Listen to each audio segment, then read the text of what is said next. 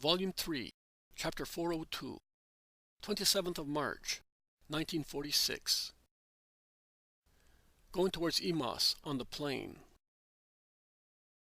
Dawn is casting a milky green luminosity on the vault of heaven, high above the cool, silent valley. And its glimmer, which is and is not yet light, reaches the top of the two slopes.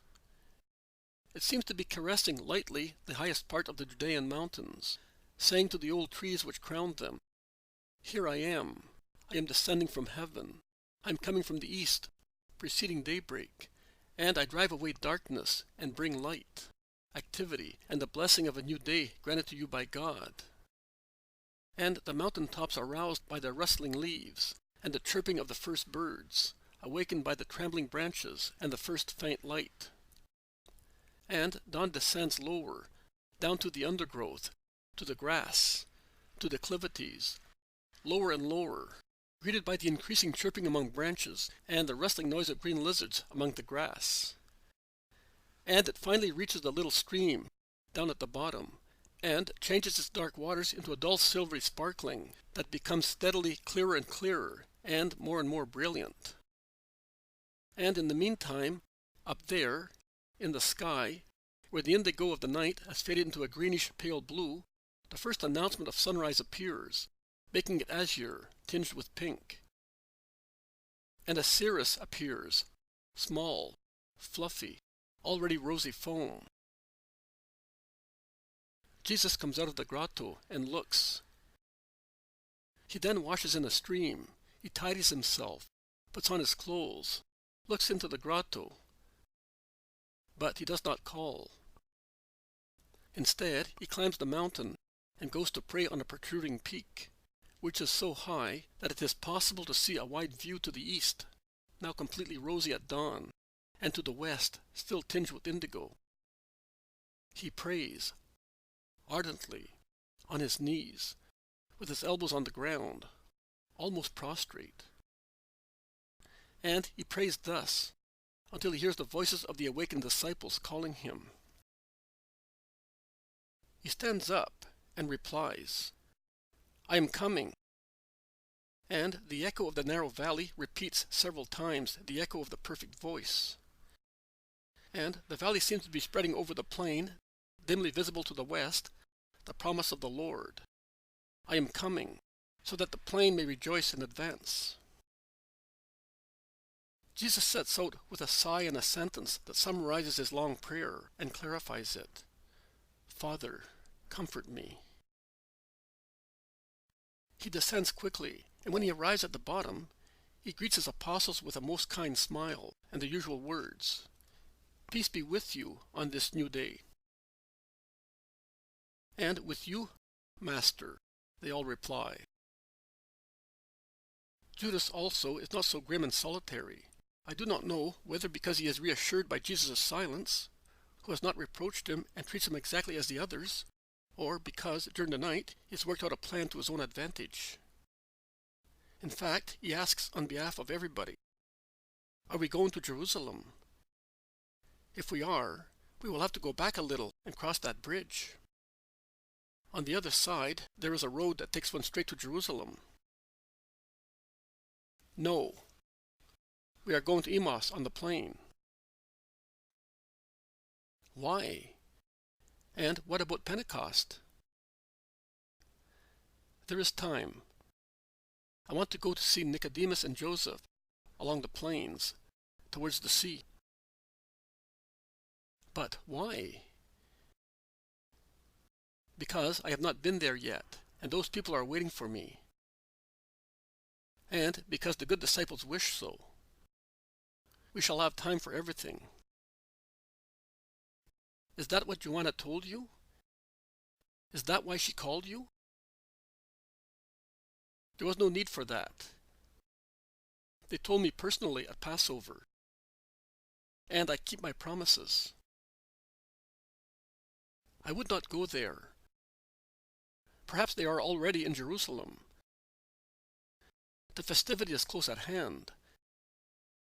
And in any case, you might meet some enemies, and I meet enemies everywhere. They are always close to me. And Jesus darts a glance at the apostle, who is his grief. Judas speaks no more. It is too dangerous to go into details. He realizes it and becomes silent. John and Andrew come back with some little fruits, which seem to belong to the raspberry or strawberry families, but are a little darker, almost like unripe blackberries, and they offer them to Jesus.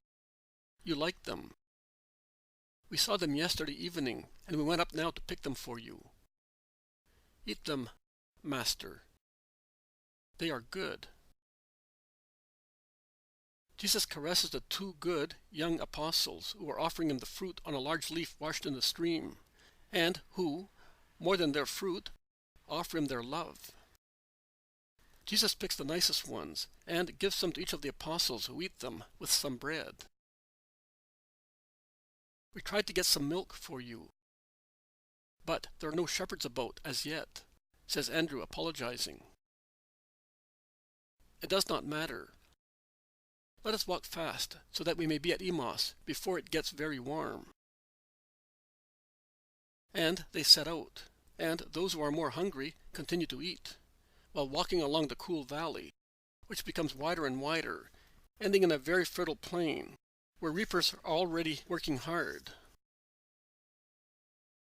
I did not know that Nicodemus had houses at Emmaus, remarks Bartholomew. Not at Emmaus. Further on. Relatives' fields, which he inherited, explains Jesus. How beautiful the country is, exclaims Thaddeus.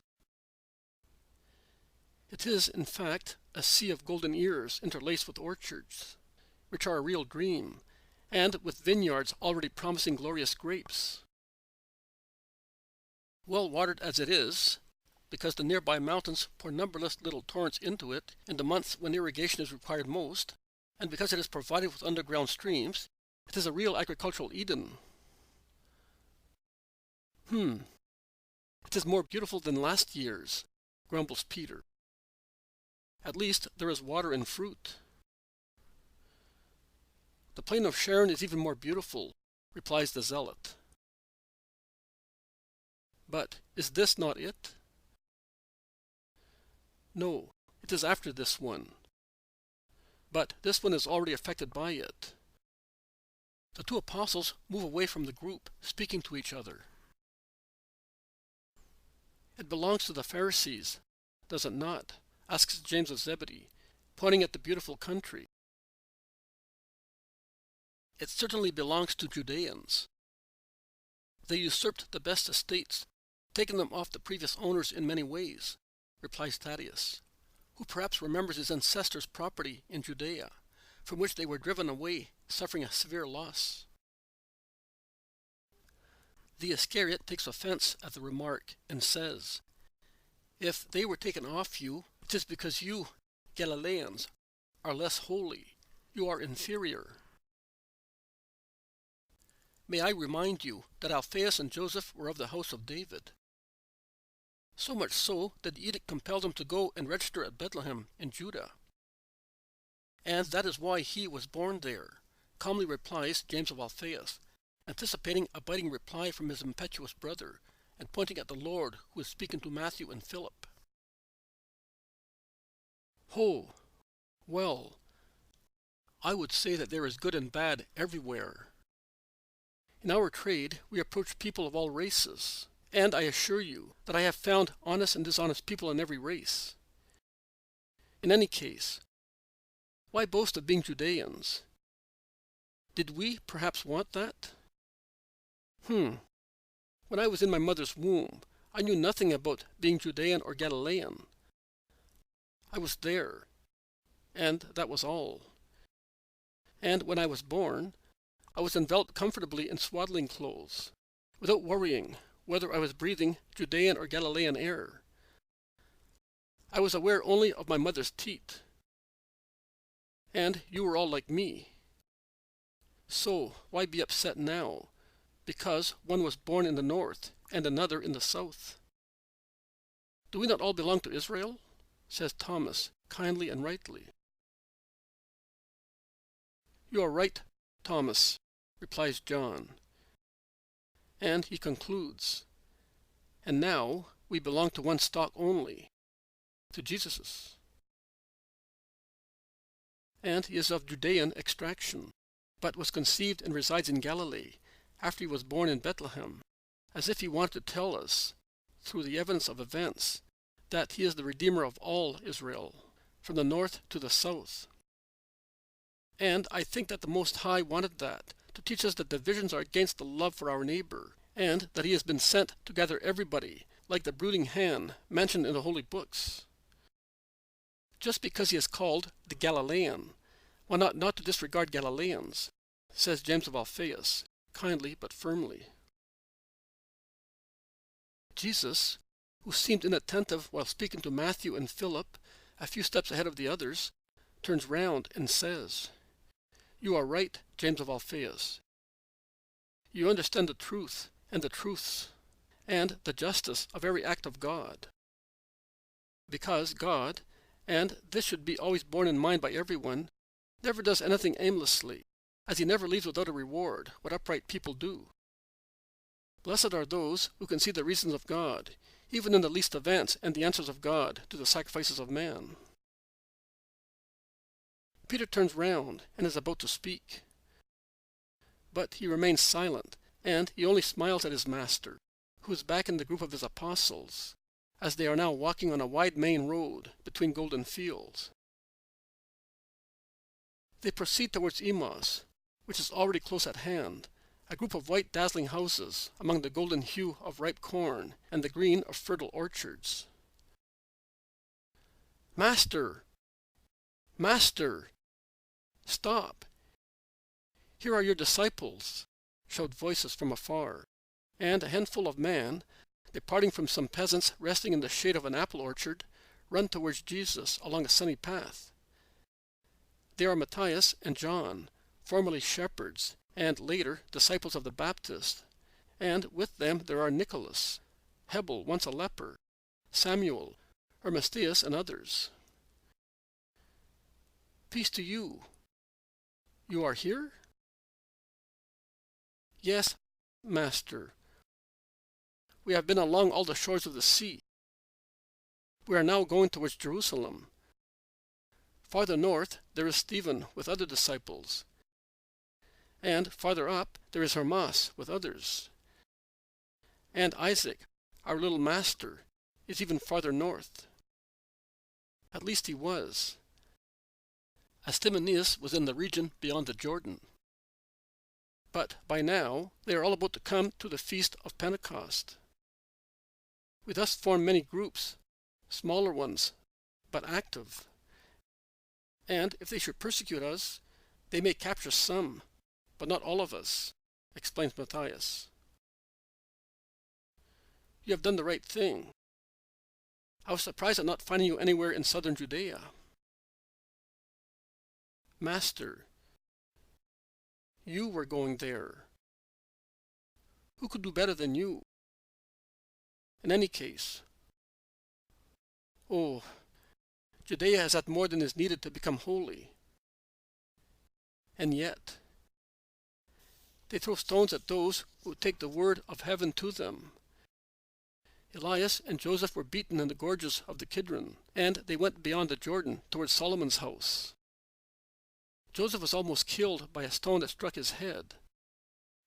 They lived for 8 days in a deep grotto, with the men you sent, and who knew all the secrets of the mountains. Then, at night, they slowly passed to the other side." The disciples and apostles are excited in recalling and hearing of such persecutions. But Jesus calms them, saying, "The innocents tinged with the purple of their innocent blood the way of the Christ. But that way is to be purpled over and over again, to erase the traces of evil from the way of God. It is a regal road. Martyrs purple it for my sake. Blessed among the blessed are those who suffer persecutions for my sake." "Master, we were speaking to those peasants. Will you speak to them now?" asks John, the ex-shepherd. Go, and tell them that I will speak at sunset near the gate of Emmaus. The sun prevents me now. Go, and may God be with you. I will be at the end of this road."